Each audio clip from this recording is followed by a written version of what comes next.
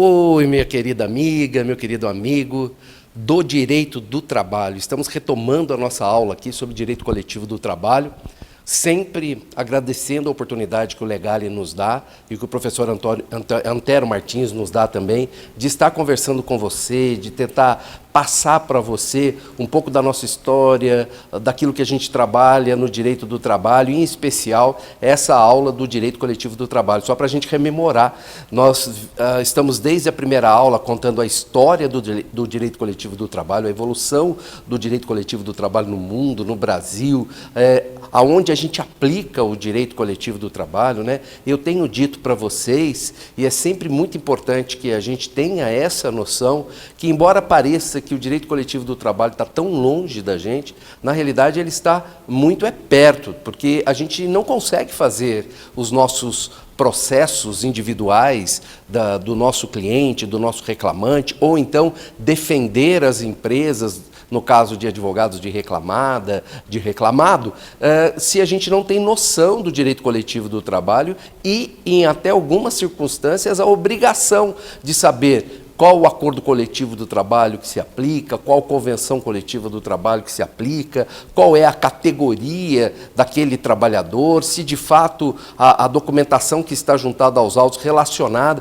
a essas normativas coletivas do trabalho, se elas se aplicam, se elas não se aplicam. Então, nós estamos tentando trazer para vocês essa questão, a questão da unicidade sindical aqui no Brasil, ou seja, a gente tem um sindicato representativo de uma categoria profissional ou de um ramo empresarial dentro de um território, dentro de uma base territorial, e nós precisamos tomar cuidado com relação a essa extensão, essa questão da unicidade sindical. Precisamos sempre descobrir qual é o sindicato representativo, tanto dos empregados quanto patronal, para que nós não erremos na hora de juntar a normativa coletiva do trabalho que vai ser aplicada ali àquelas circunstâncias, né? Então, nós dando sequência nessa discussão, eu trago para vocês, já da aula passada, um slide muito importante, que é esse relacionado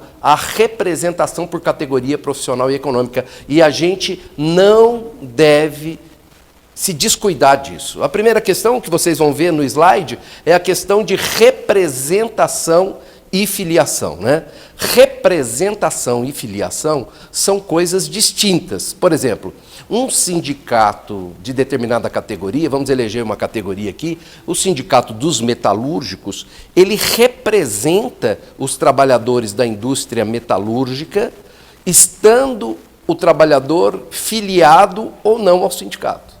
Então, a representatividade, ela é geral, por conta da liberdade sindical. A gente já conversou sobre o princípio da liberdade sindical. O trabalhador pode ou não se filiar ao sindicato, da mesma forma, as empresas podem ou não se filiar ao sindicato, mas a representação sindical, ela independe da filiação.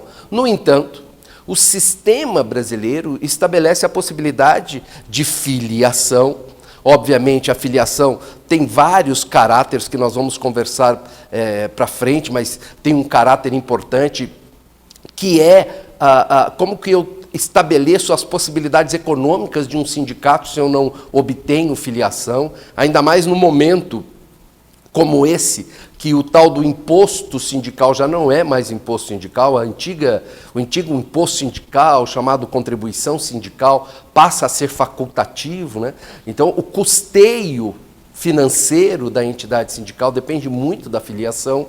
Então, representação e filiação são coisas distintas. Eu vou colocar um hiperlink para vocês verificarem do que é que eu estou falando. Vejam bem aí, olha só que interessante.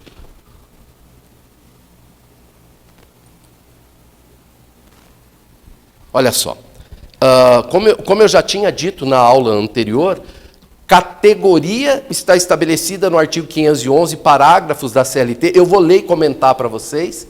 É lícita associação para fins de estudo, defesa e coordenação dos seus interesses econômicos ou profissionais, de todos os que, como empregadores, empregados, agentes ou trabalhadores autônomos ou profissionais liberais, exerçam, respectivamente, a mesma atividade ou profissão ou atividades ou profissões similares e conexas. Então, a primeira parte do artigo 511, ela traz essa possibilidade, mais do que nunca, essa licitude do agrupamento, da associação, por atividade econômica, por profissionais e por trabalhadores similares. E vejam o que diz o parágrafo 1º desse artigo 511.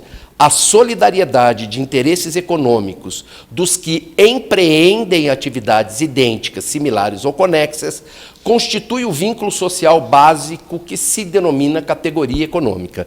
Então, como eu já disse na aula passada para vocês, o que é muito importante quando a gente vai estabelecer categoria econômica, então, categoria econômica eu falo de patronal, ou categoria profissional, empregados, é saber qual é o objeto principal da empresa.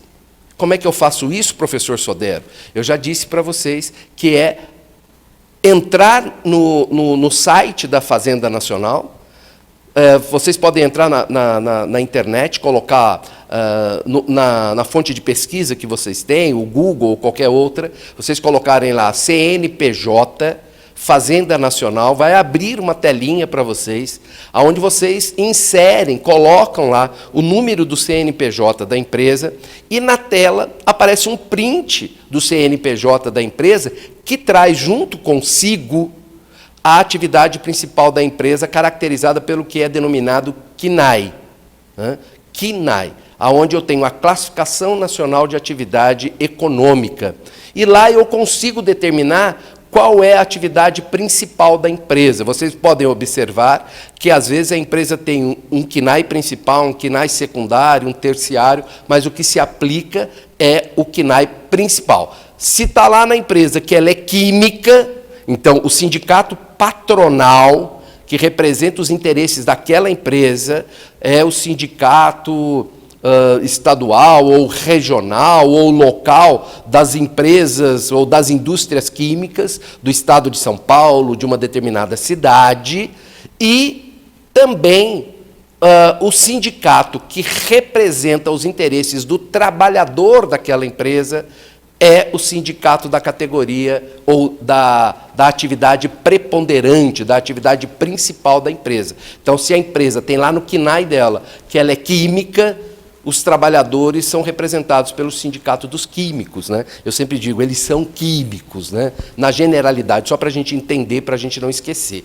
Então, se eu tenho qualquer atividade dentro de uma indústria química, os trabalhadores, a princípio, serão representados pelo sindicato dos trabalhadores da indústria química. Na aula passada, nós já conversamos sobre a tal da categoria diferenciada, né? Só para a gente lembrar e fixar, a categoria diferenciada é para aquela categoria de trabalhadores que tem uma atividade regulada por lei. Então, todas as categorias que têm atividade regulada por lei, elas, a princípio, são categoria diferenciada ou categorias diferenciadas, só que os instrumentos coletivos, os instrumentos normativos da categoria diferenciada só vai aplicar ao contrato de trabalho daquele trabalhador se a empresa para a qual ele trabalha, ou se o sindicato patronal representativo daquela empresa para a qual ele trabalha,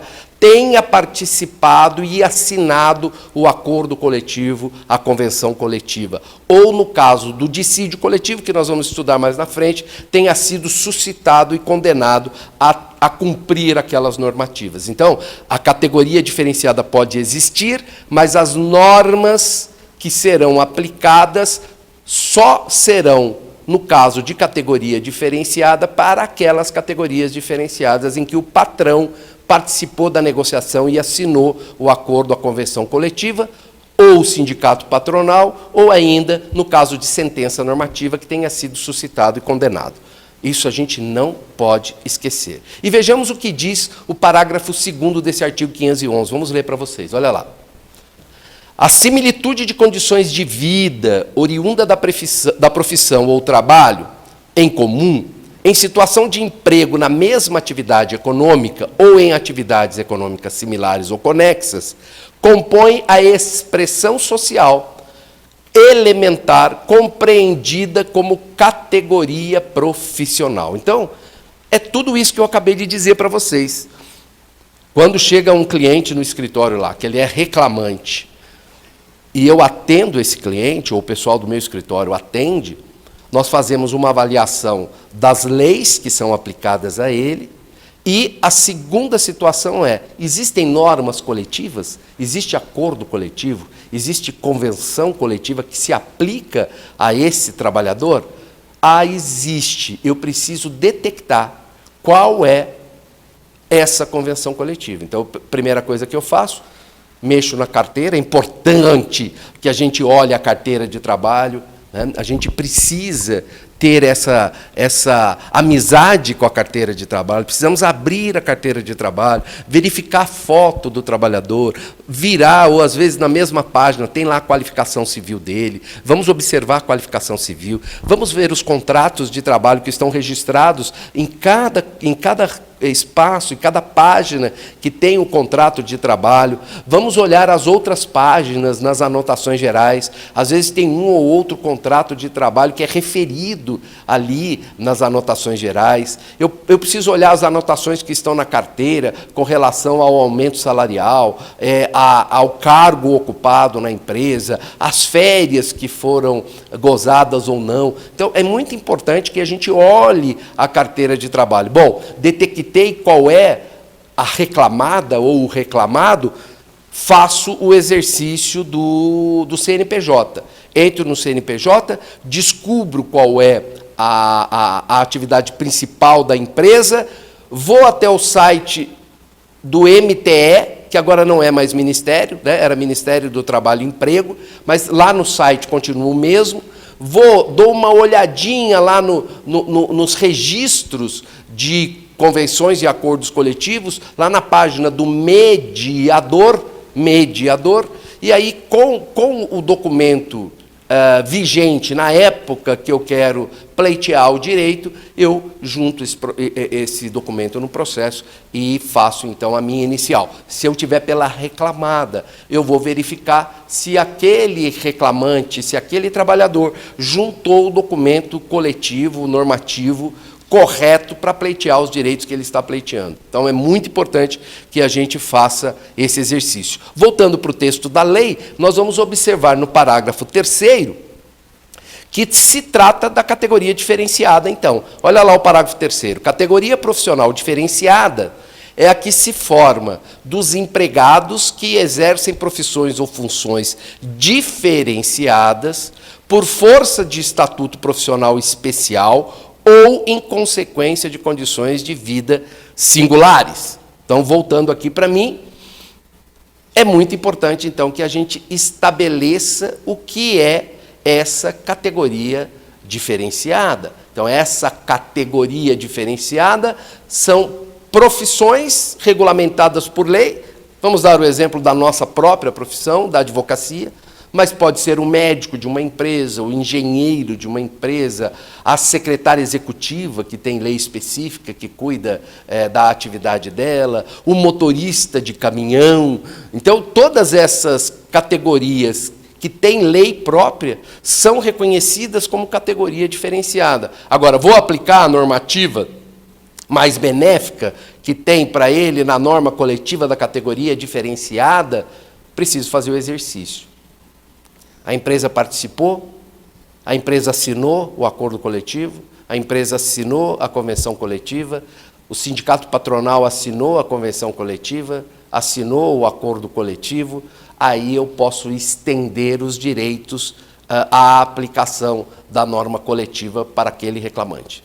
Beleza? Bom, eu vou sair do hiperlink aqui e nós vamos voltar para a nossa matéria normal. Só um momentinho que eu vou trocar aqui para vocês, é rapidinho, e a gente já volta para a nossa matéria profissional. Olha aqui, o nosso quadro diz muito claramente isso. Então, pertencer a determinada categoria profissional e econômica, independe da vontade. Então, se o trabalhador é metalúrgico, ele é metalúrgico, ele não pode dizer eu não sou metalúrgico, né? Eu não sou metalúrgico, não pode dizer. Se a empresa tem como atividade principal os ramos da metalurgia, ele é metalúrgico. Uma questão sempre muito importante quando a gente cuida do metalúrgico, né?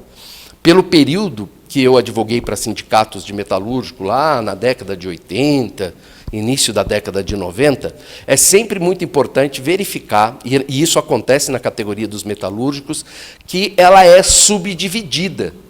Então, eu tenho o metalúrgico que trabalha nas montadoras de automóveis. Eu tenho o metalúrgico que trabalha nas autopeças. Eu tenho o metalúrgico que trabalha nas empresas, nas indústrias de máquinas e equipamentos. Para cada indústria dessa, eu tenho uma convenção coletiva diferenciada. Então, é importante entender, nesse exame, nessa análise, de descobrir qual é o instrumento coletivo a juntar, no caso dos metalúrgicos, tentar observar essa diferenciação. Voltemos aqui, então, para a nossa tela. Então, de novo, vou marcar isso, eu estou repetindo muito, porque vou marcar isso com vocês.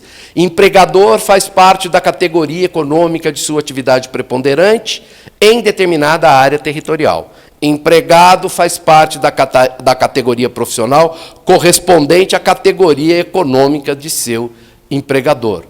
Não vamos errar. Pelo amor de Deus, não errem. Por quê? É muito simples isso.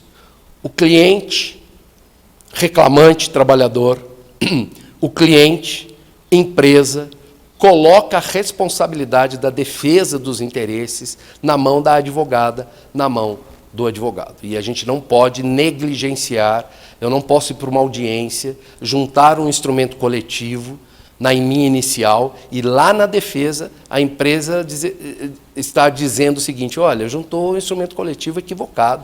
Isso não se aplica à categoria do trabalhador, porque a empresa tem como atividade preponderante uma outra que não foi objeto da juntada de documentação coletiva, e a gente acaba perdendo o processo, né? Vocês sabem muito bem que, neste caso, ainda que você queira desistir da ação,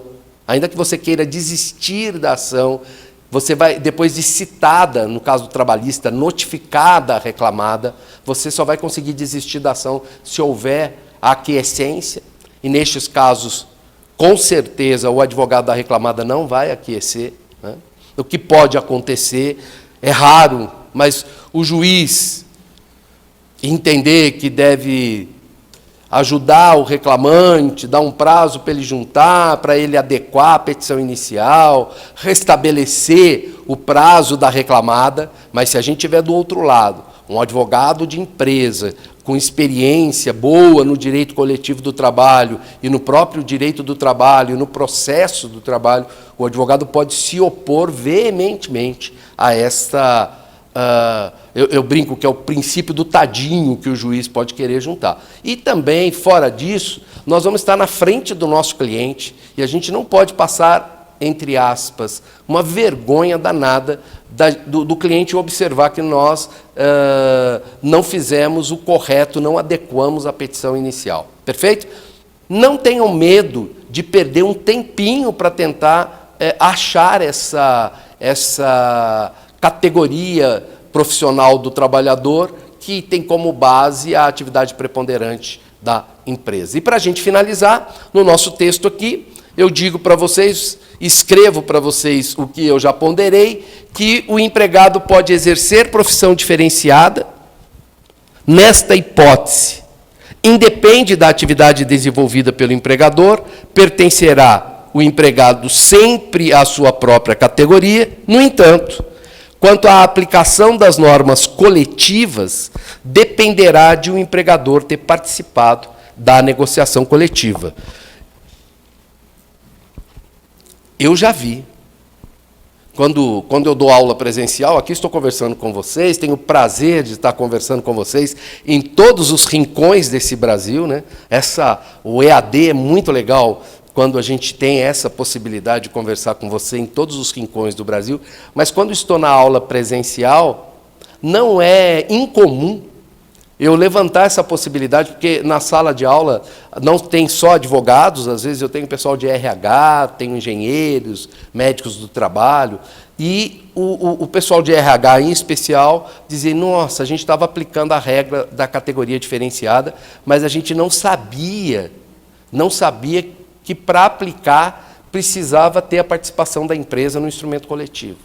Então, isso também não pode acontecer se você aí, do outro lado da telinha, dá assessoria para a empresa, trabalha na área de RH, para você poder orientar corretamente qual é a norma a se aplicar. E veja bem, quando a gente fala que a representação, a colocação do trabalhador da categoria, na categoria, independe da vontade dele, isso significa que também a aplicação da norma correta independe da vontade do trabalhador, independe da vontade da empresa. Preciso aplicar a regra legal, preciso verificar qual é a regra para se aplicar corretamente. Eu vou passar um hiperlink para vocês, muito importante, deste assunto, que eu acho que vocês devem observar, porque isso retrata para a gente aqui essa situação.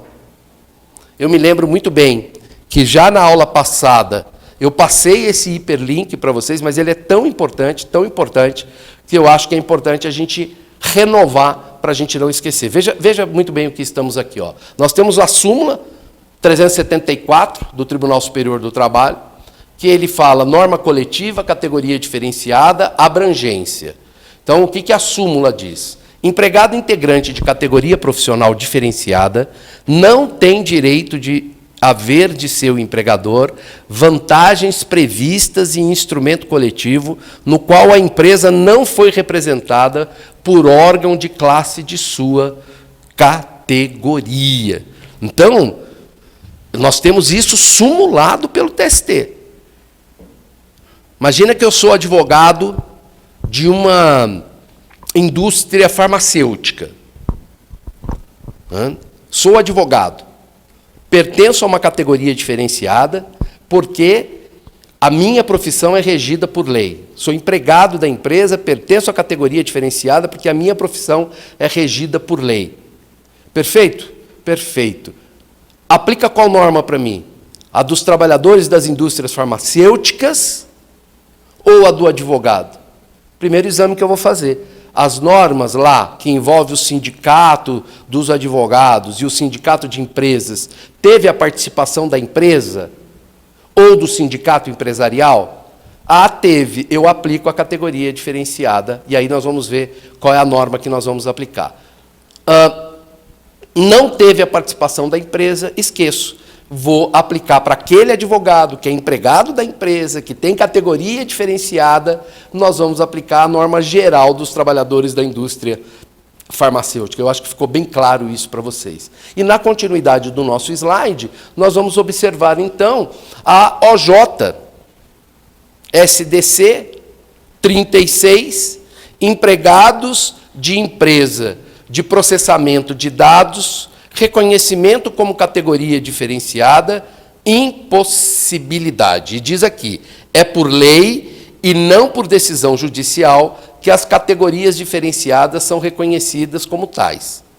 De outra parte, no que tange aos profissionais da informática, o trabalho que desempenham sofre alterações de acordo com a atividade econômica exercida pelo empregador. Bom, primeiro dado importante, para a gente não esquecer, OJ, orientação jurisprudencial, SDC, seção de direitos coletivos, neste caso do TST, e a decisão ela é muito importante. Primeiro, não é o tribunal, não é a Justiça do Trabalho que diz essa categoria diferenciada ou não, é a lei. E depois, especificamente no caso de profissionais da informática, como não tem uma lei que rege a atividade do profissional da informática, a SDC decidiu no sentido de que profissionais da informática que trabalhem para determinado empregador vão estar vinculados às normas da categoria geral daquele empregador. Ficou muito claro isso, deixa muito claro para a gente o limite disso. Eu peço para vocês, e por isso estou repetindo, atenção especial com relação a este tema. Perfeito? Vamos voltar para o material geral. Vou sair aqui do hiperlink para passar para vocês o material geral nosso. Bom, no nosso material geral, na nossa sequência aqui, eu vou passar para vocês a questão da contribuição social ou sindical obrigatória. Quando eu conversei com vocês sobre a história do direito do trabalho no Brasil, uma questão que ficou evidenciada é a obrigação que teria o trabalhador e a empresa de fazer uma contribuição anual obrigatória, imposta, sem a qual o trabalhador nem a empresa poderiam se recusar a fazer. No caso do trabalhador, de um dia de trabalho por ano, no mês, relativo ao mês de março daquele ano. Então, normalmente era no salário de março, que era pago em abril, havia o desconto de um dia desta contribuição. Isso, pela obrigação, é chamado legalmente de contribuição sindical e houve uma denominação, uma alcunha de imposto sindical, porque se traduzia numa imposição desse pagamento. Bom, a questão é muito discutida, né? Os sindicatos, de um lado, diziam o seguinte: olha, como nós precisamos representar toda a categoria, vocês sabem que numa negociação coletiva que resta frutífera, por conta disso, se dá um acordo coletivo de trabalho ou uma convenção coletiva do trabalho, essa convenção, esse acordo coletivo do trabalho, ele é aplicado a toda uma categoria, independentemente de filiação ou não.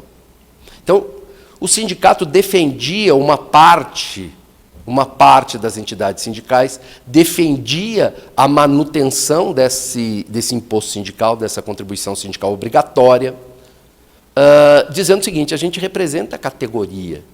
E aquele trabalhador que vai ser representado numa discussão, numa luta, num mês de discussão sindical, nós vamos ter um custo que precisa ter uma fonte de custeio.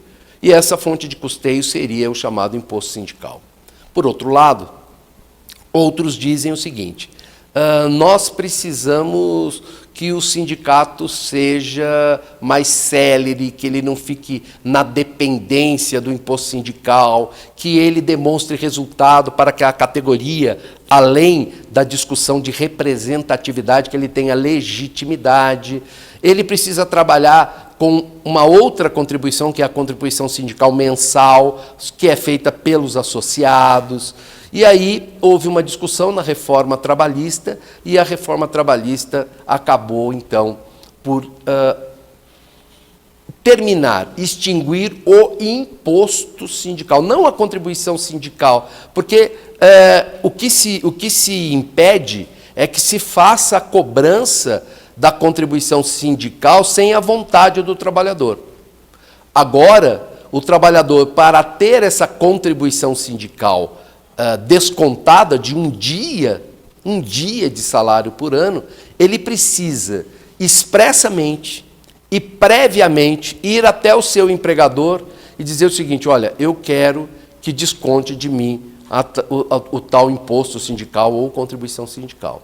Então, ela passou de obrigatória para facultativa. É verdade, e aí tem razão os críticos que dizem, na prática, acaba com o imposto sindical, né? A nossa CLT revisada, reformada, reformulada é de 2017, no final de 2017, já se passaram 2 anos e pouquinho, e eu não tenho visto nesse caminho muitos trabalhadores indo até o patrão dizendo: eu quero que você desconte de mim um imposto sindical, né? Então, é uma verba que ficou sem ter o repasse para o sindicato, porque não tem contribuição. E isso afeta, de alguma forma, e a gente não pode ser hipócrita no sentido de não entender isso afeta, de alguma forma, o trabalho sindical. Porque, num país capitalista como o nosso, tudo depende de dinheiro. Então, se você não tem dinheiro, você não consegue panfletar. Se você não tem dinheiro, você não consegue ter um caminhão de som que vá até a porta da fábrica, tente fazer um piquete de convencimento, uma conversa com os trabalhadores, né? É verdade que os sindicatos precisam se modernizar. Tenho conversado com alguns amigos que são sindicalistas e para quem eu prestei serviço outrora, né? E tenho dito para eles, poxa vida, vocês precisam renovar o formato de abordagem dos trabalhadores, né? Aqueles formatos antigos de abordagem não servem mais. É impossível que uma entidade sindical não tenha hoje o WhatsApp de todos os trabalhadores e consiga conversar, passar informe. E, às vezes, essas questões, embora envolvam dinheiro, diminui do que você fazer a panfletagem. Às vezes, você faz um panfleto, as pessoas não querem mais ter panfleto na mão, elas querem ter tudo do ponto de vista eletrônico. Então, a gente precisa... E isso é bom para o país, né? Isso não tem nenhum viés de posicionamento de um lado ou de outro, mas é bom para o país que a gente tenha entidades fortes, tanto do lado patronal quanto do lado dos trabalhadores. Então, voltando para o texto que está colocado para vocês na tela, observem direitinho, olha o que eu digo. Anteriormente conhecida como imposto sindical, está prevista no artigo 579 da CLT, que ainda está em vigor. É compulsória? Não, era compulsória, devida independentemente de filiação, manifestação de vontade ou concordância do trabalhador ou empregador, era devida pelo simples fato de fazer parte de uma determinada categoria profissional ou econômica. Então, eu coloco esse texto no para que você possa, aí em casa, quando ler, você fazer o seu exame e falar, não, era, né? Então, o professor está aqui dizendo, era obrigatória, era imposta, né? Agora não, agora, como eu disse para vocês, há necessidade da manifestação expressa. Eu vou colocar para vocês um hiperlink que fala da norma, da Lei 13.467, para que vocês tenham o acesso aos termos da lei, para que vocês possam, de fato, entender o limite daquilo que a norma estabelece. Então, o artigo da CLT, colocado aí na tela para vocês, diz claramente, artigo 545, os empregadores ficam obrigados a descontar da folha de pagamento de seus empregados, desde que, por eles devidamente autorizados, as contribuições devidas ao sindicato, quando por este notificados. Voltem para mim, artigo 545, diz, o empregador fica obrigado a descontar desde que expressamente autorizado.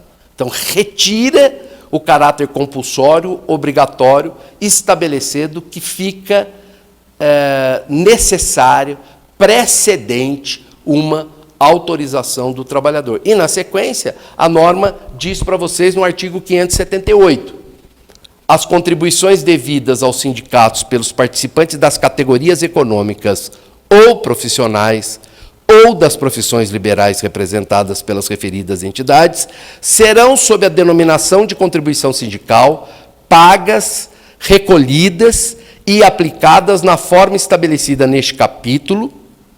Olha só que importante, desde que prévia e expressamente autorizadas. Portanto, o artigo 578 da CLT traz a novidade estabelecida pela lei que trata da reforma trabalhista, do entendimento de que o trabalhador precisa, e também os empresários, precisam autorizar a tal da contribuição sindical de forma expressa e prévia, sem a qual o empregador fica proibido de descontar.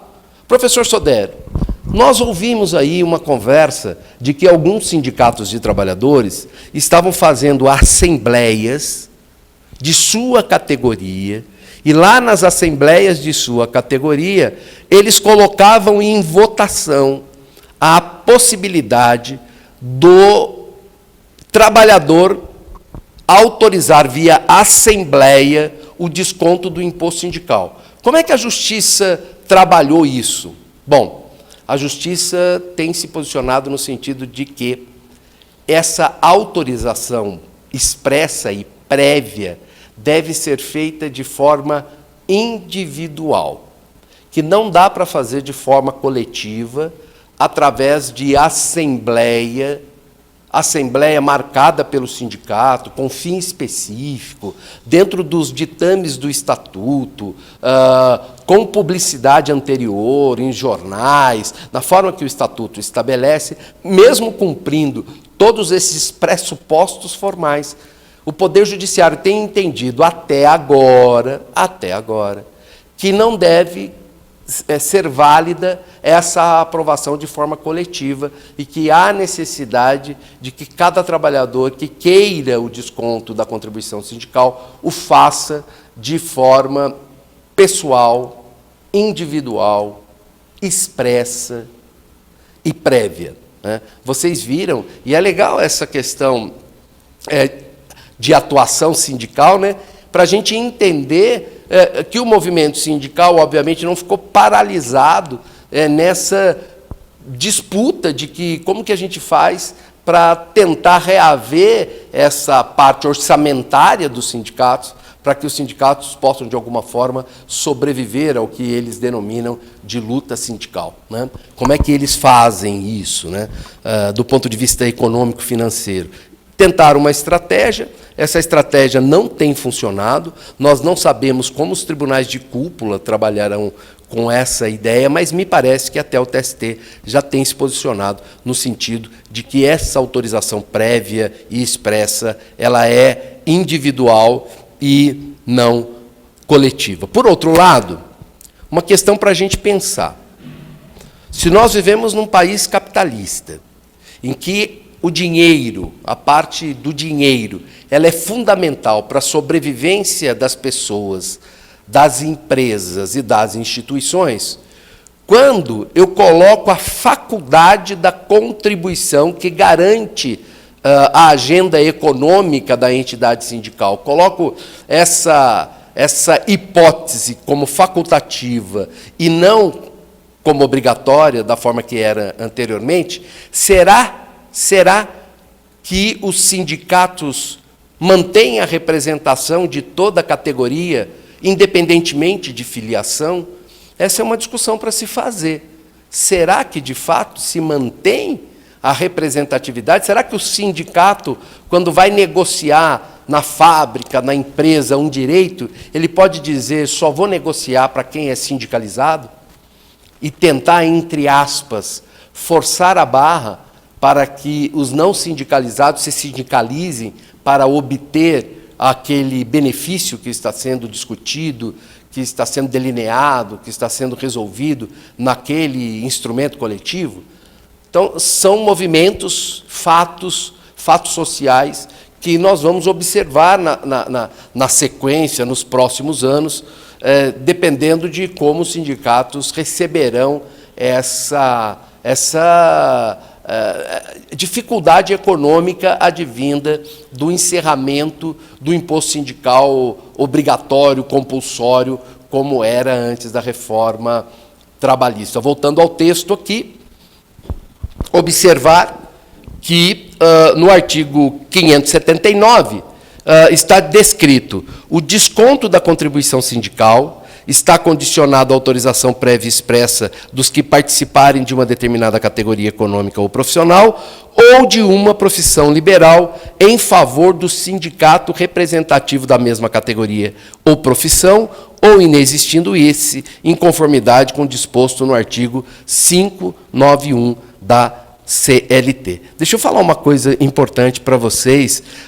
Eu dou assessoria para algumas empresas, e às vezes eu recebo a seguinte pergunta: Sodero, olha só, hein? E se eu descontar do trabalhador? Porque nós nos damos muito bem com o sindicato dos trabalhadores, nós não queríamos criar uma dificuldade para o sindicato dos trabalhadores. Toda vez que eles precisam da gente ou a gente precisa deles, a gente consegue sentar, negociar, chegar a um bom termo. Eu não posso descontar do trabalhador, ainda que ele não autorize, e a minha resposta é não. Por quê? Porque isso pode ser caracterizado como retenção dolosa de salário. E retenção dolosa de salário é crime.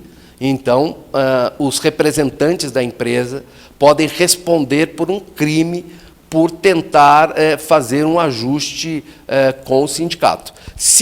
Então, a minha outra orientação é, se é verdade que existe essa boa conversa entre empresa e sindicato e tal, o que a empresa pode fazer é autorizar que o sindicato marque um dia para conversar com os trabalhadores, fazer uma assembleia, mas ter autorização individual de cada trabalhador para o desconto. Entendo eu que a empresa não pode descontar, não deve descontar, porque, em tese, estariam seus diretores cometendo um crime de retenção dolosa de salário. Bom, nós vamos sair do hiperlink, vamos voltar para a nossa tela principal, e eu queria trazer para vocês uma questão muito importante, muito debatida, que é a competência normativa da Justiça do Trabalho. Eu conversei com vocês que, e vai ser objeto da nossa discussão futura, quando a gente fala de como chega-se a bom termo uma negociação sindical, que esse bom termo da negociação sindical, quando ele é resolvido pelas partes através da negociação, às vezes essa negociação é exaustiva, ela demora meses, há um instrumento que você assina, como se fosse um contrato entre partes, que é denominado Acordo Coletivo do Trabalho ou Convenção Coletiva do Trabalho. No entanto, eu tenho situações em que essa possibilidade não chega a bom termo. Por quê?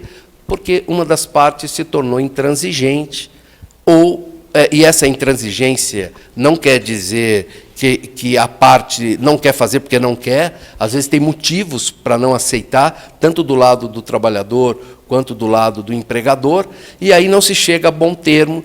E quando não se chega a bom termo, há a possibilidade de buscar os direitos através de uma decisão judicial. É o que nós denominamos de dissídio coletivo de trabalho. Eu já disse nas aulas passadas, e quero repetir, reiterar nessa aula, dissídio coletivo do trabalho não é igual a acordo coletivo do trabalho, não é igual à convenção coletiva do trabalho, não é igual aumento de salário. Isso é feito na database quando há consenso. Então, quando há consenso, na database vocês sabem, cada categoria tem sua database, 1º de maio, 1º de novembro, 1º de setembro, e a gente consegue, sabendo, verificando os instrumentos coletivos, a gente sabe disso, né? Então, na database, quando se chega a um bom termo, eu tenho aumento, eu tenho acordo coletivo, eu tenho convenção coletiva do trabalho. O dissídio só vai ocorrer quando as partes forem bater as portas da justiça. Por que eu insisto nisso? Não é incomum, na mesa de audiência, eu estando presente ou assistindo uma audiência, vocês sabem que o advogado trabalhista tem como é que eu posso chamar isso? Um jeito, né? O advogado trabalhista gosta de assistir às audiências antes da sua, e eu entendo o motivo, para entender o perfil do juiz, para entender como é que está aquele dia na vara, se as audiências estão correndo num tempo bom ou não, né? Vocês sabem, vocês frequentam a audiência trabalhista, às vezes a pauta está marcando audiência a cada 5 minutos, a cada 10 minutos, e elas não ocorrem nessa velocidade, né? Então o advogado entra na sala de audiência antes da sua para verificar como é que está o dia das audiências, se está funcionando ou não. Então, nestes casos, né, eu tenho ouvido tenho verificado algumas discussões, quando o juiz fala, tem um acordo entre as partes, e aí os advogados começam a conversar, e se a questão é relacionada a algum direito decorrente de convenção, ou acordo coletivo, ou aumento salarial, eu já ouvi várias vezes o advogado falar, quanto foi o dissídio? Caramba, quanto foi o dissídio? O dissídio só se teve decisão judicial. Se teve acordo coletivo, se teve convenção coletiva, não foi dissídio. Né? Qual foi o aumento dado na convenção coletiva? Qual foi o aumento dado pelo acordo coletivo? Qual foi o direito social aqui de estabilidade que foi estabelecido? Então, a gente precisa fazer isso, porque as pessoas respeitam muito a gente pela técnica. Né? Então, é importante que as pessoas respeitem você que está aí do outro lado da tela, me atendendo, me ouvindo, né? Atendendo ao meu anseio de tentar passar informações para vocês, que o juiz, que a outra parte entenda da sua técnica. Bom, nós vamos terminando esse módulo agora, daqui a pouco a gente volta para dar continuidade à aula. Um grande abraço e até já para vocês todos.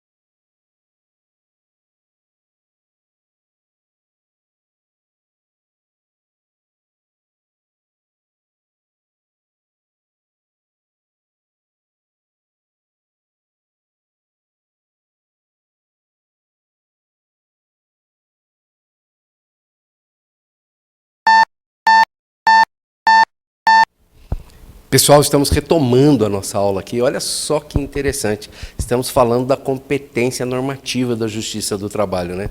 Eu disse para vocês que quando o conflito negocial entre empregados e empregadores não chega a bom termo, o que resultaria no acordo na convenção coletiva, há a possibilidade das partes buscarem uma decisão da Justiça do Trabalho através do chamado dissídio coletivo do trabalho, né?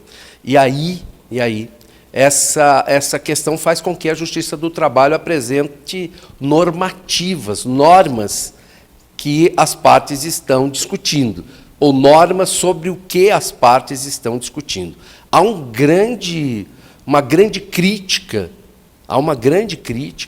a essa participação da Justiça do Trabalho, criando normas entre trabalhadores e empregadores. Eu queria ler o texto para vocês, para colocar as críticas que as pessoas que são contrárias a esse poder normativo da Justiça do Trabalho estabelecem. Vejam só, olha lá. Então, a competência normativa da Justiça do Trabalho é a possibilidade dos tribunais trabalhistas criarem normas para determinada categoria, através do julgamento dos dissídios coletivos, chamados sentenças normativas. Bom, primeiro preciso dizer para vocês, e é uma informação muito importante, que dissídio coletivo só acontece nos tribunais, né? Nenhum sindicato, nenhuma empresa propõe o dissídio coletivo na vara do trabalho. Ou é no Tribunal Regional do Trabalho, ou é no Tribunal Superior do Trabalho, e nós vamos ver daqui a pouco como é que funciona isso. Então, a primeira questão é quem decide sobre o dissídio coletivo do trabalho. A outra questão é que a decisão exarada, a decisão dada pelo tribunal se chama sentença normativa. E aí, o que os críticos falam? Vejamos aqui, olha aqui. Existe somente no Brasil e é criticada pela doutrina internacional e também pela doutrina nacional. Eles entendem que é uma solução do regime fascista que inibe greve e não condiz com a moderna doutrina neoliberal de autocomposição das disputas coletivas. Também entendem que desestimula o desenvolvimento de um sindicato autêntico, porque atribui ao Estado a solução dos conflitos que poderia ser realizado somente pelas partes ou com a intervenção de mediadores e árbitros. Bom, a crítica fica clara no sentido de que esses críticos entendem que a gente deve dar uma autonomia às entidades sindicais, de trabalhadores e patronais, para que eles possam resolver o próprio problema. Que eles não tragam para que o Estado solucione. E que quando tem essa abertura do Estado, juiz, poder resolver a questão, nós estaríamos inibindo o que se chama, o que se denomina de autocomposição, ou seja, de estimular que as partes cheguem a um bom termo, a um bom acordo final, que resulte no acordo coletivo de trabalho, na convenção coletiva do trabalho. Essa talvez seja a maior crítica. O que a gente deve observar, e me parece que a crítica de alguma forma é válida, o que a gente deve observar é se nós estamos nesse estado de vida sindical, de cultura sindical, nesse estágio de possibilidade, que há um amadurecimento tal, capaz de fazer com que as partes negociem finalmente, né? Só para a gente lembrar, a gente vai conversar sobre esse assunto, mas só para a gente lembrar, para se chegar à Justiça do Trabalho hoje, através do dissídio coletivo de trabalho, quem propõe o dissídio coletivo do trabalho tem a obrigação, é pressuposto formal, que a parte litigante que seja autora do dissídio coletivo demonstre que houve o encerramento de todas as tratativas negociais. Então, me parece, num primeiro momento, que o resultado dessa crítica poderia ser solucionado pela própria obrigação da parte, que chega ao tribunal imbuída da discussão do dissídio coletivo, ser obrigada a comprovar documentalmente que se tentou ao estertor a realização do negócio sindical, da discussão sindical, do acordo e tal. Então, é pressuposto formal. Me parece que isso resolveria, né? Em que sentido? As partes precisam comprovar, ou a parte precisa comprovar, que tentou negociar uma vez, que tentou negociar 2 vezes, que tentou negociar 3 vezes, quantas vezes tentou, e, por outro lado, a outra parte chegou no momento e falou, não quero negociar mais. E aí como é que fica, né? Como é que fica o impasse? Se há um impasse, como é que faz? Faz greve?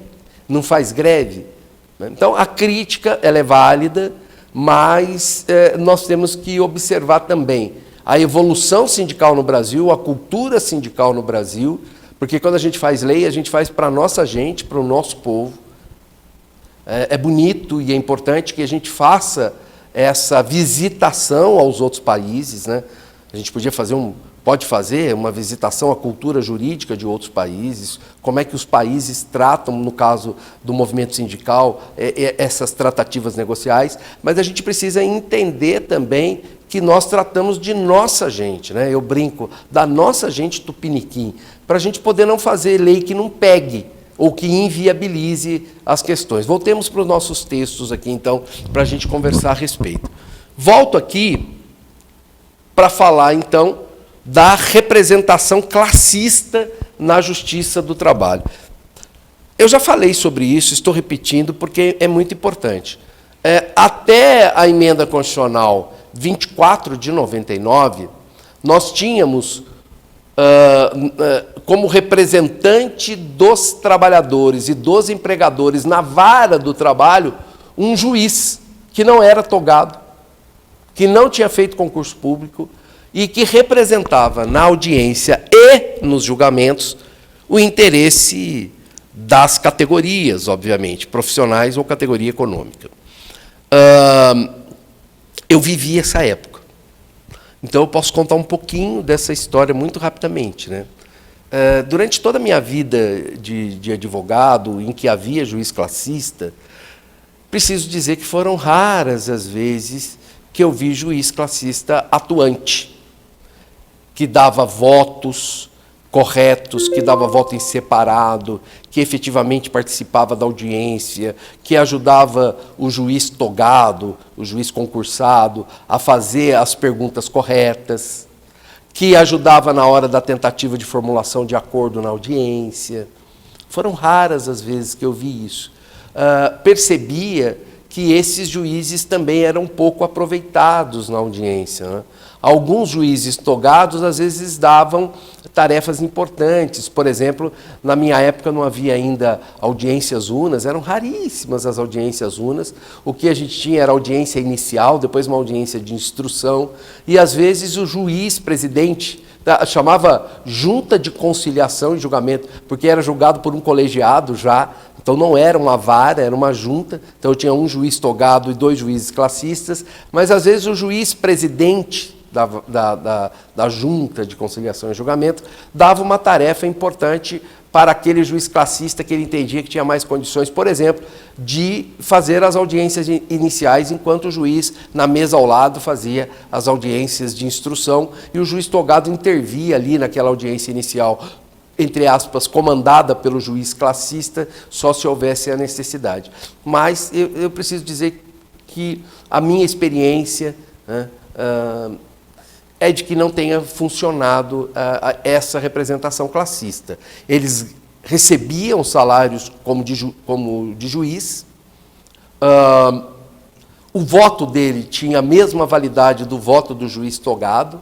Então, se os juízes classistas, um representante do empregador, outro representante do empregado, tivessem um voto igual e diferente do juiz togado, era o voto deles que prevalecia.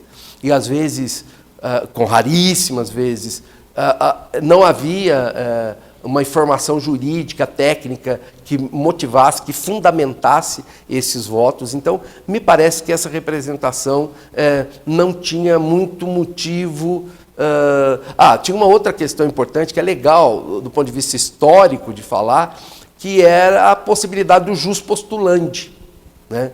Da parte chegar lá sem o advogado e, por um ou outro motivo, ter o juiz classista ali na tentativa de dar algum apoio. Obviamente que a CLT nossa é de 1940, né?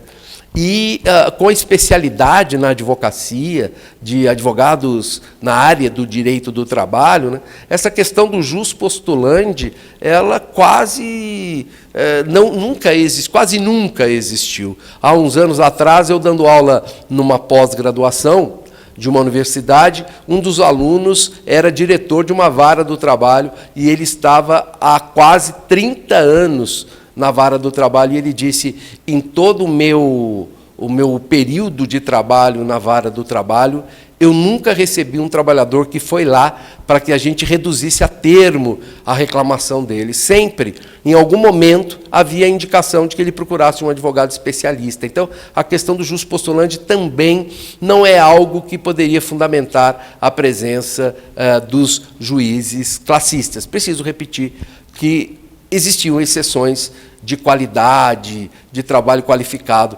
mas a exceção era mínima e a regra era que esses juízes, de fato, na sua maioria, não tinham condições de estar ali para um debate correto, sincero, honesto, do que se demanda, né, nessa justiça especializada que é a justiça do trabalho. Voltando para o nosso texto, para dizer para vocês que também sempre foi visto como resquício do velho sistema corporativista, pois mantinha a representação corporativa no seio do Estado. Bom, falei para vocês sobre a questão da liberdade sindical. Quando eu falei para vocês da questão da liberdade sindical, eu toquei no assunto da Convenção 87 da Organização Internacional do Trabalho, da nossa OIT. E queria traçar aqui para vocês algumas questões, porque ela foi recepcionada pelo Estado brasileiro, para vocês entenderem o que significa essa liberdade sindical sob o prisma da Convenção 87 da OIT. Vejamos o que está no texto aqui. Vamos lá. Versando sobre liberdade sindical, a Convenção 87 da OIT faz diversas previsões como segue. Primeiro, o direito de constituir sem autorização prévia do Estado organizações de sua escolha, bem como o direito de se filiar a essas organizações sob a única condição de observar seus estatutos. Empregadores e trabalhadores poderão escolher entre a unidade ou a pluralidade sindical. O direito de filiar-se e de retirar-se do sindicato. A liberdade das organizações de elaborar seus estatutos e regulamentos administrativos, de eleger livremente seus representantes sem qualquer interferência do Estado. Autoridades públicas devem abster-se de qualquer intervenção que possa limitar esse direito ou entravar seu exercício legal. As organizações não estão sujeitas à dissolução ou suspensão por via administrativa. As organizações terão direito de constituir federações e confederações, bem como afiliar-se a essas e às organizações internacionais. As organizações para aquisição da personalidade jurídica não poderão estar sujeitas a condições que possam restringir o direito de associação.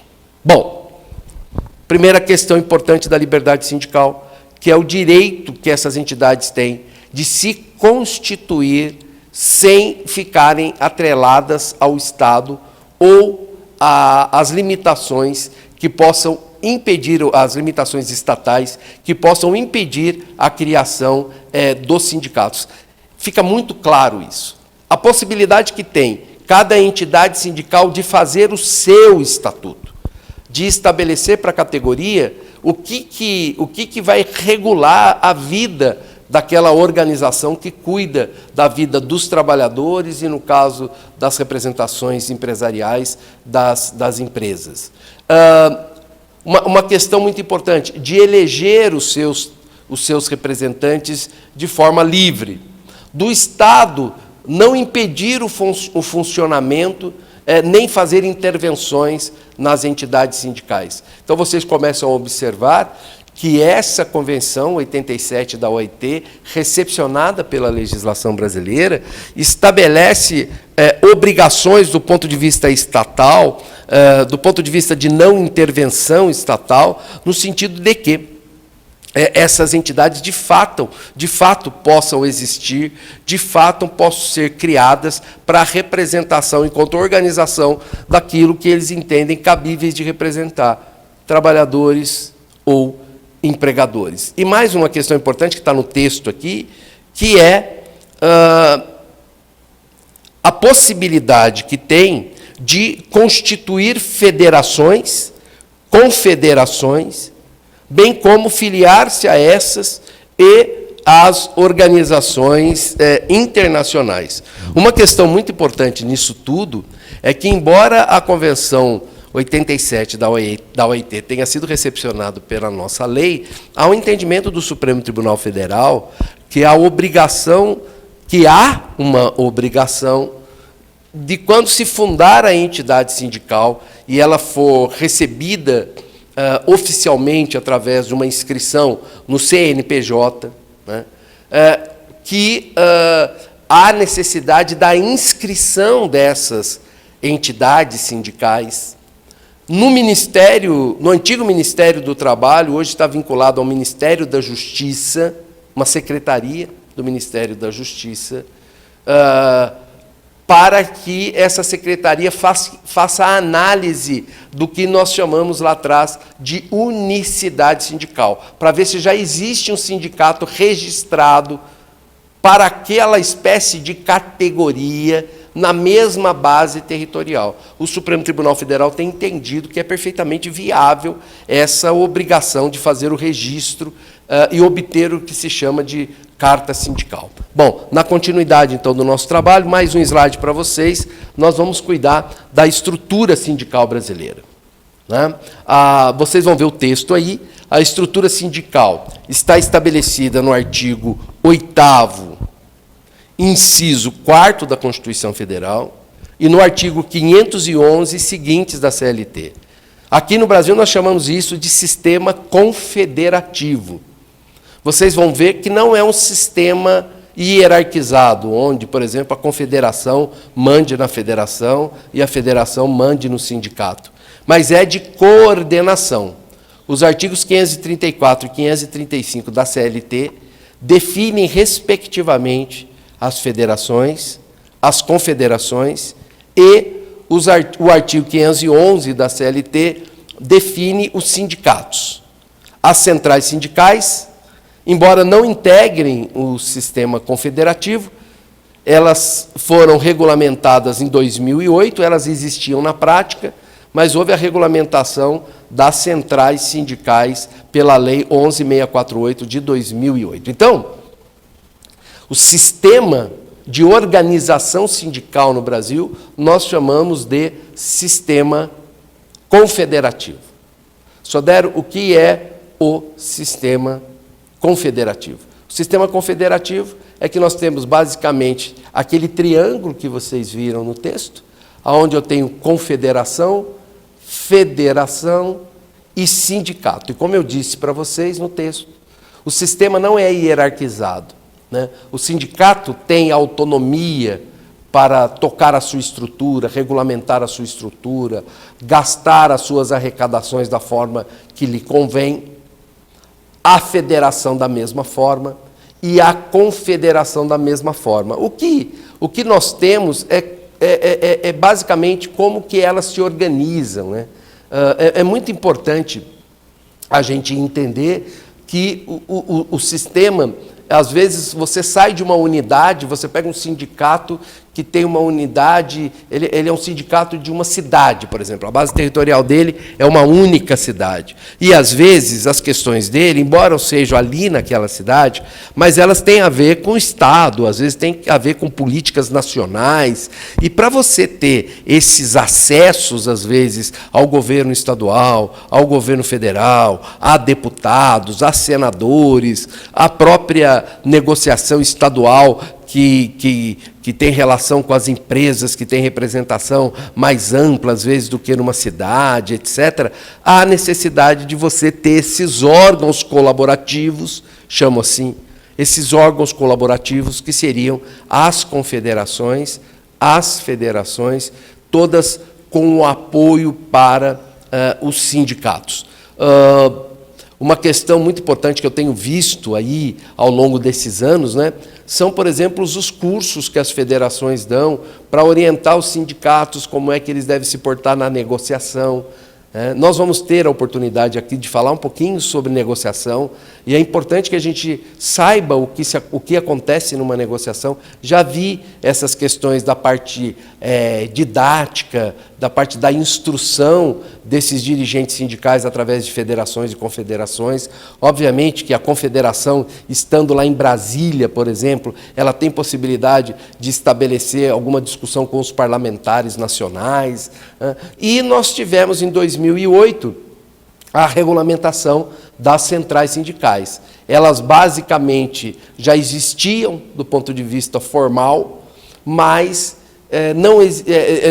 do ponto de vista informal, mas não existiam do ponto de vista formal. E com a regulamentação, nós tivemos, então, a possibilidade de formalizar essas centrais sindicais. Nós temos algumas conhecidíssimas de todo o público. Nós temos, por exemplo, a UGT, nós temos a CGT, nós temos a CUT, nós temos a Força Sindical, dentre outras, que são reconhecidas já como centrais sindicais. Elas, basicamente, o que eu tenho, a minha vida aí de direito coletivo do trabalho, eu tenho observado que, basicamente, as centrais sindicais têm trabalhado com políticas macro, com políticas maiores, deixando para a estrutura federativa que a gente tem, né, confederativa que a gente tem, as questões mais diretas sindicais e as centrais sindicais utilizando das questões macropolíticas, macroeconômicas, macroliberais.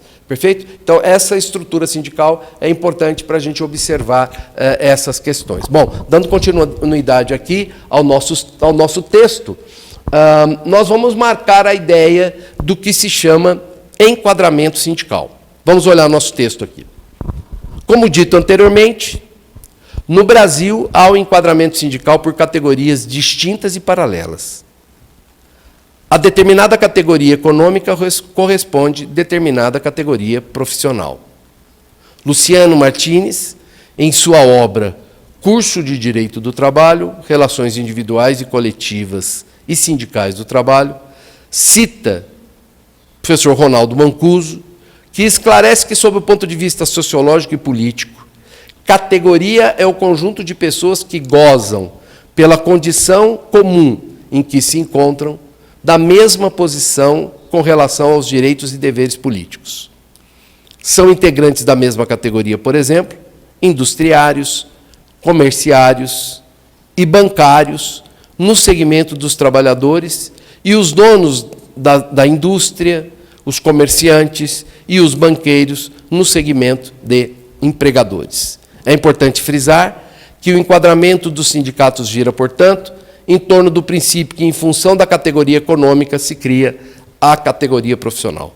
Se a empresa possui mais de uma atividade econômica, seu enquadramento se dá pela atividade preponderante. Vocês viram que vira e mexe eu volto a falar do texto, né? De como fazer o enquadramento sindical. O texto é claro, ele esclarece de maneira definitiva que, quando nós vamos fazer esse enquadramento sindical, nós precisamos estabelecer qual é a atividade principal da empresa, a atividade preponderante. Lembro vocês, que se vocês entrarem lá naquela fichinha do CNPJ da empresa, que está lá no site da Fazenda Nacional, através do CNPJ, como eu disse, e se tiver mais de uma atividade, nós vamos pegar a atividade preponderante, o primeiro que tiver lá. Então, se, por exemplo, tiver fabricação de móveis, aí essa é uma, principal. Depois, comércio de móveis, essa é secundária. Se eu tiver que definir, vai ser fabricação de móveis e não comércio de móveis. E eu poderia estar classificando, por exemplo, errado, de forma errônea, colocando categoria do comércio enquanto ela é fabricante. Perfeito isso?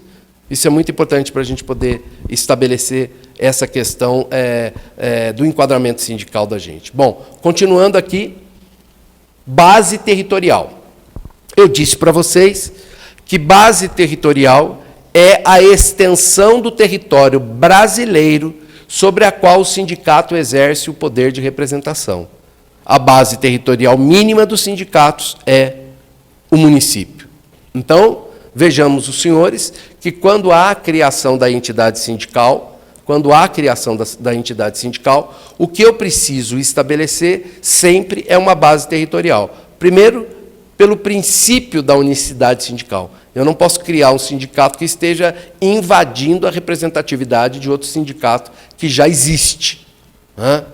Então, há uma discussão. Eu me lembro, lá na minha região, em São José dos Campos, quando lá existe o Sindicato dos Metalúrgicos, e por alguma questão de natureza de representação, de representatividade, ou mesmo política, se criou o Sindicato dos Trabalhadores na indústria, me parece que era na indústria da aviação, ou da indústria aeronáutica, coisa parecida. Mas eles já eram representados pelo Sindicato dos Metalúrgicos, lá de São José dos Campos. Houve uma discussão sobre representatividade, a discussão chegou até os tribunais de cúpula e ficou resolvido que o Sindicato dos Metalúrgicos, que já representava os interesses desses trabalhadores que prestam serviço na indústria da aviação, na indústria aeronáutica, me parece que é o caso, eles somente poderiam ser representados por aquele sindicato anterior, que era dos metalúrgicos. Então, eu preciso estabelecer a base territorial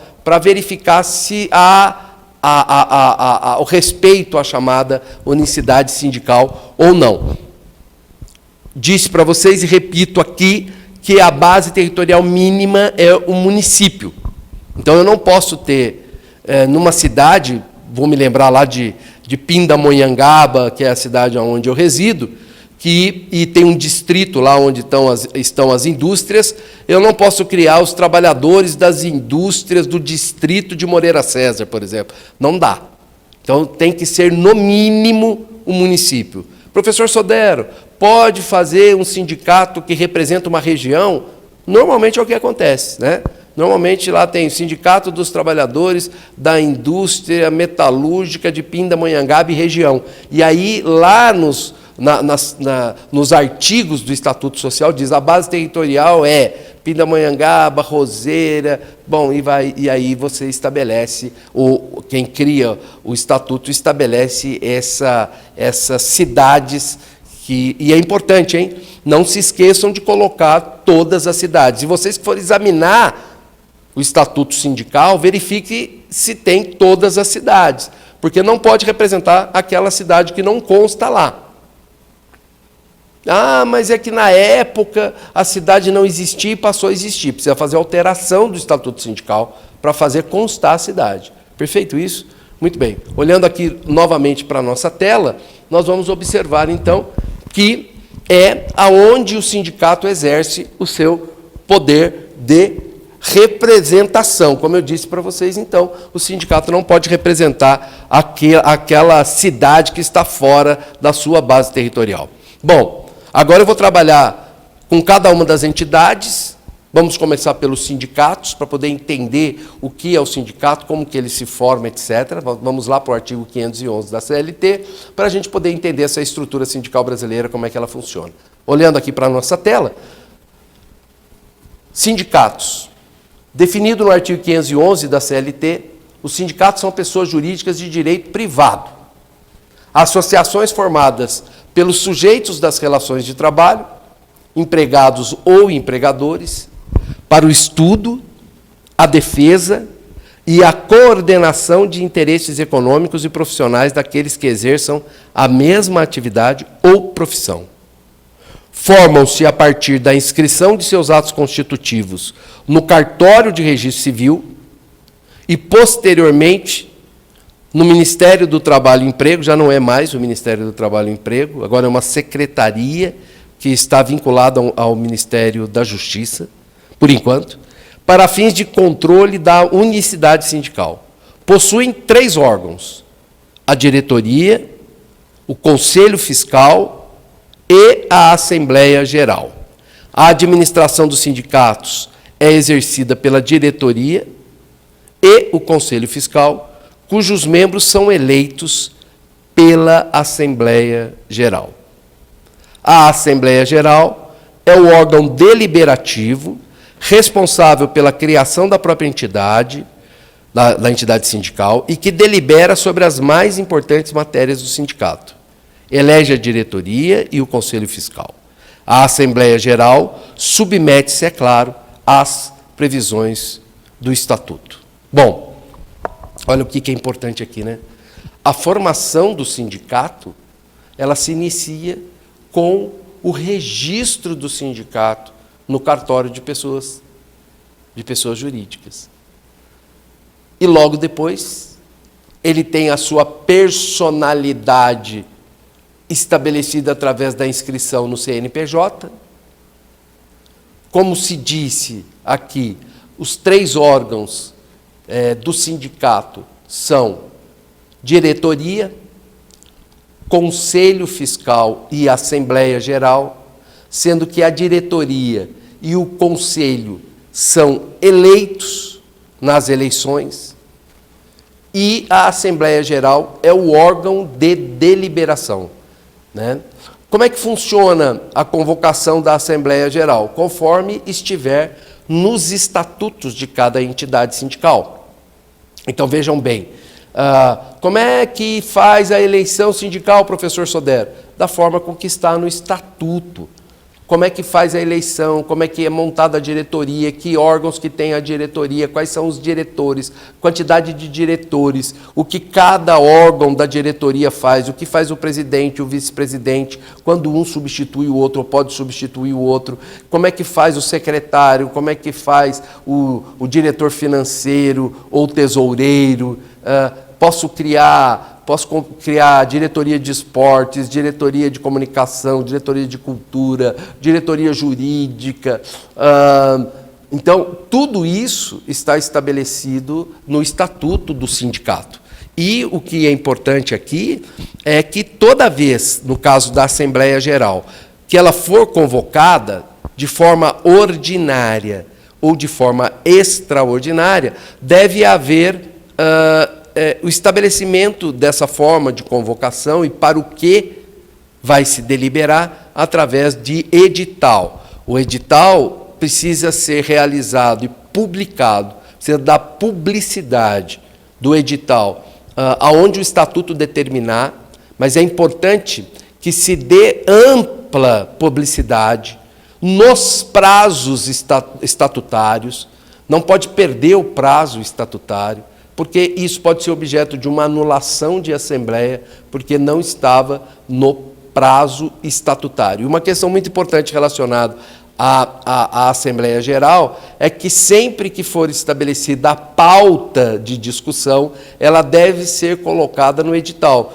para que as pessoas saibam qual o motivo da convocação, sobre o que elas vão deliberar, para, em tese, elas poderem estudar, debater, até com seus pares, no local de trabalho, ou no caso empresarial, com relação às indústrias, às empresas, para que eles possam debater com antecedência sobre o que eles vão deliberar na Assembleia Geral. E a Assembleia Geral, ela é soberana.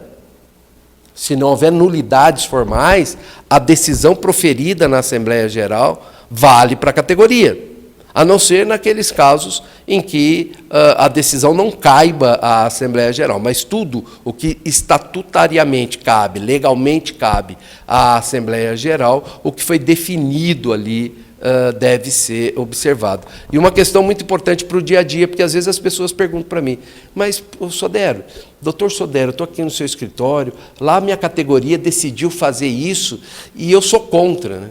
Então, se você é contra, você tem que ir na Assembleia, levantar sua mão, dizer que é contra, se der o espaço, e você reivindique o espaço para poder dizer por que você é contra, né, que você tem uma outra posição. É importante nessas assembleias, porque há o debate de ideias.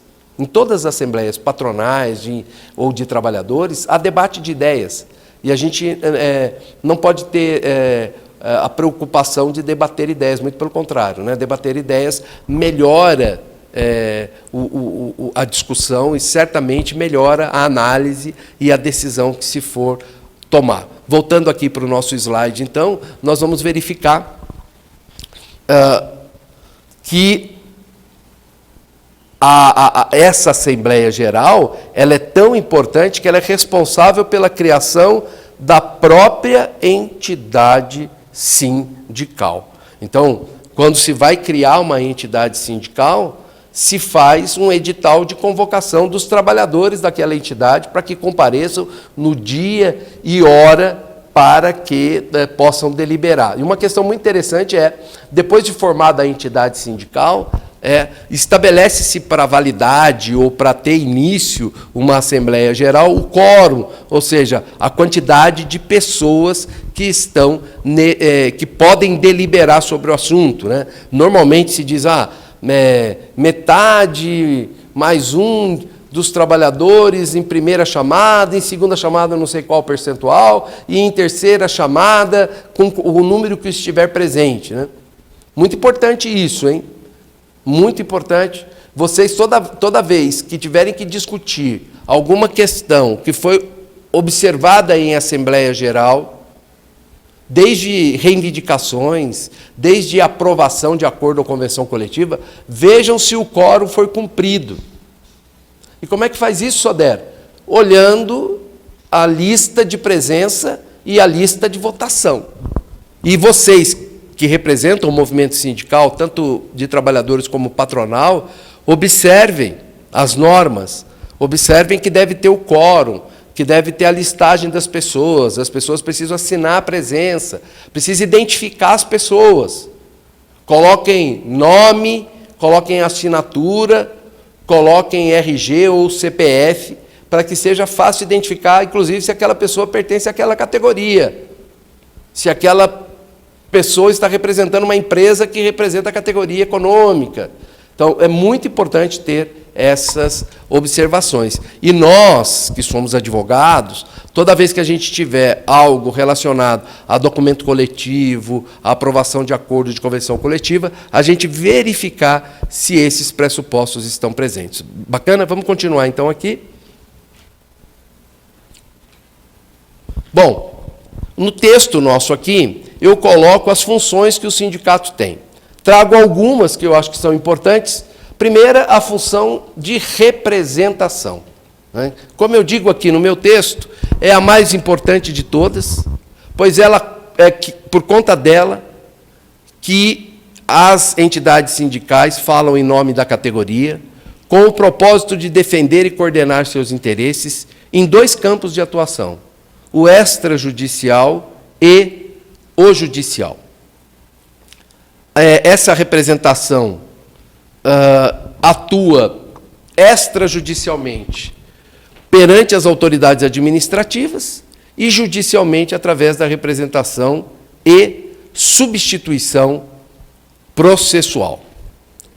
Dois tópicos importantes: a atuação do sindicato do ponto de vista administrativo e judicial, né? O sindicato representa os interesses da categoria e, portanto, ele pode defender esses interesses administrativamente e ou judicialmente. Administrativamente, perante as próprias autoridades administrativas e também perante as empresas, aos sindicatos de empresas e também as de empresas perante o Sindicato dos Trabalhadores. Então, essa é a representação administrativa. A representação judicial, ela se dá em duas oportunidades.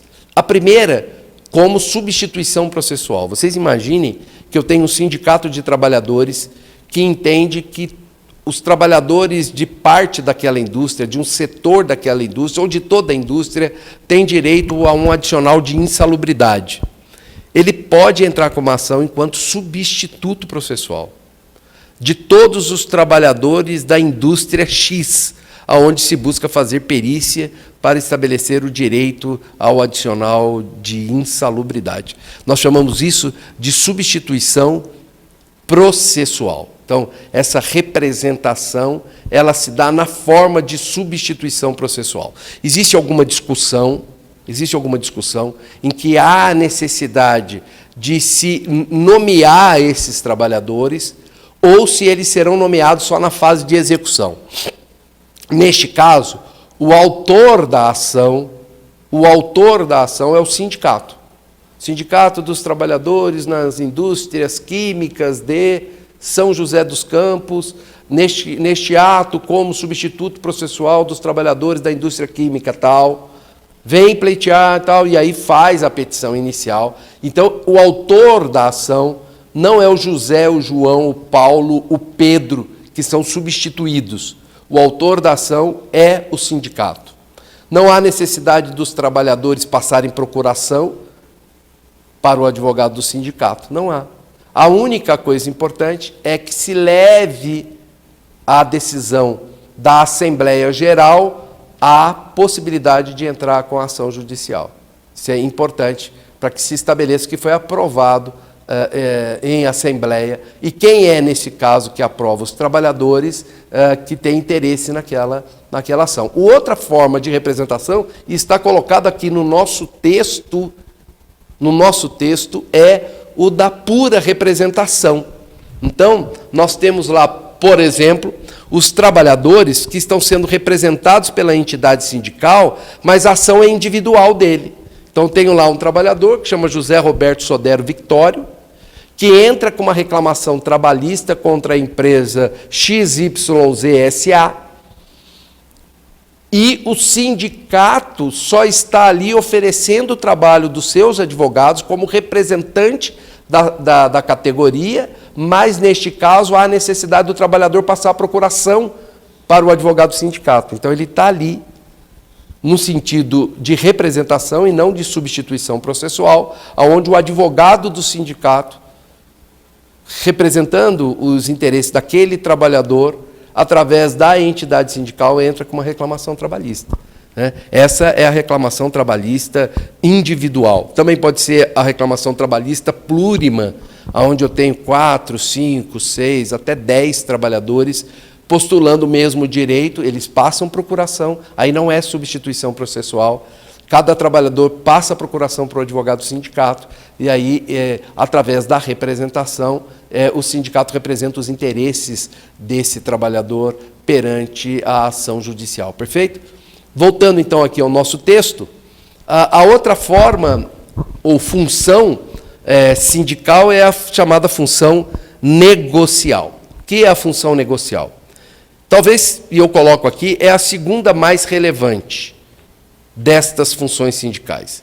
Visa a produção de direitos suplementares, mais vantajosos ao previsto em lei, podem, por isso, celebrar acordos e convenções coletivas. Bom, a função negocial do sindicato, ela diz respeito a uma das funções mais importantes da vida sindical, que é, nessa discussão entre capital e trabalho, ter a possibilidade de sentar para dialogar, para melhorar condições de trabalho.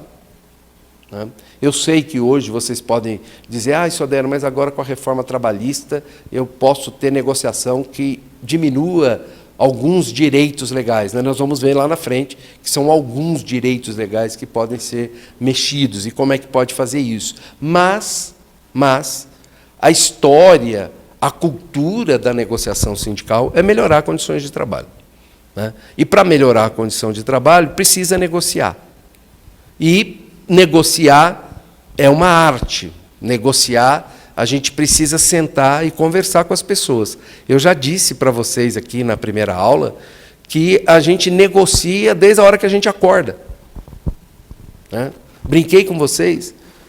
Às vezes você acorda, você está lá com o seu esposo, com a sua esposa, os dois acordam no mesmo horário que toca o despertador. Agora não é mais despertador, é o despertador do celular, né? Ele toca, os companheiros levantam, e se tem um banheiro só na casa, começa a primeira negociação. Quem vai usar o banheiro? Quem vai escovar o dente primeiro? Quem vai usar a pia primeiro? né? Então, negocia. Se você pega uma condução, você vai negociar se você vai sentado, se você vai em pé. Não é mesmo? Se você vai... falei para vocês, se você vai levar seu filho ao shopping center no final de semana e quer que ele coma uma comida saudável, ele pode querer naquele dia comer fast food, você vai ter que negociar com ele. Se você entra com o seu filho pequeno numa loja de brinquedos, você quer dar o brinquedo tal, mas ele quer o outro brinquedo, então a gente precisa negociar. A vida da gente é negociar. Mas do ponto de vista sindical, a negociação ela é inserida como uma função principal, porque, de fato, há a necessidade de se ter esse objetivo de melhorar as condições de trabalho. E quando a gente fala de melhoria das condições de trabalho, a gente está dizendo, justamente dessa função negocial, que o resultado deve ser colocado através de um documento. E esse documento, dependendo da espécie de negociação, quem negociou, com quem negociou, nós temos o acordo coletivo do trabalho ou a convenção coletiva do trabalho. Sempre importante a gente dizer que, para a gente poder trabalhar com documentos, escrever contratos, dentre eles o acordo e a convenção coletiva do trabalho, há necessidade de termos linguagens de fácil interpretação. Há necessidade de colocar as questões, as minúcias, para a gente evitar que precise buscar alguém para interpretar aquilo que foi negociado e que foi discutido anteriormente. Bom, nós vamos encerrando por aqui essa aula e depois vamos dar continuidade, continuando nesse debate, nessa conversa sobre direito coletivo do trabalho. Um abraço para vocês e até mais.